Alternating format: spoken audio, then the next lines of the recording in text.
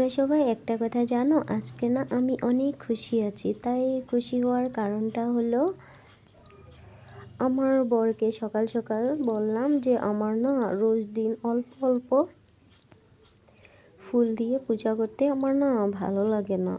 অল্প বেশি করে ফুল দিয়ে পূজা করতে ইচ্ছা করে।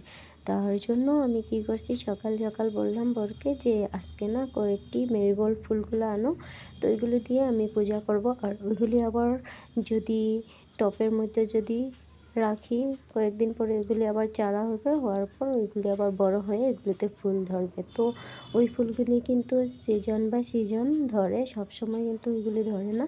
তার জন্য আমি কী করেছি, ওইগুলি আনতে বললাম। তো ওইগুলো দিয়ে আমি পূজা দিয়ে তারপর যখন ভাসি হয়ে যাবে তখন আমি নিয়ে এখানে রেখে দেবো ঠাকুর ঘরে পূজা দেওয়ার পর। তো নিয়ে আসলো, তার জন্য আমি অনেক খুশি আছি। তো ফুলগুলি দেখুন কত সুন্দর সুন্দর, দুই কালারেরই ফুল, একটা অরেঞ্জ কালার আর একটা ইয়েলো কালার, দুই কালারেরই ফুল আনছে। কতগুলি নিয়ে আসলো, তো ওইগুলি দিয়ে আমি দুদিন দিয়ে দেব পূজা। আজকের হয়ে যাবে আর কালকেরও হয়ে যাবে, 2 দিনের লেগে হয়ে গেল।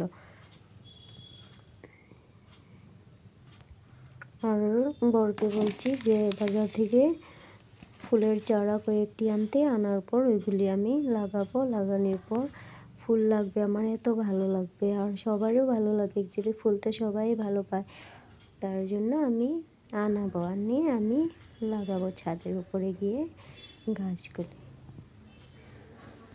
চলে আসলাম এখানে আমি ঠাকুর ঘরে পূজা করতে।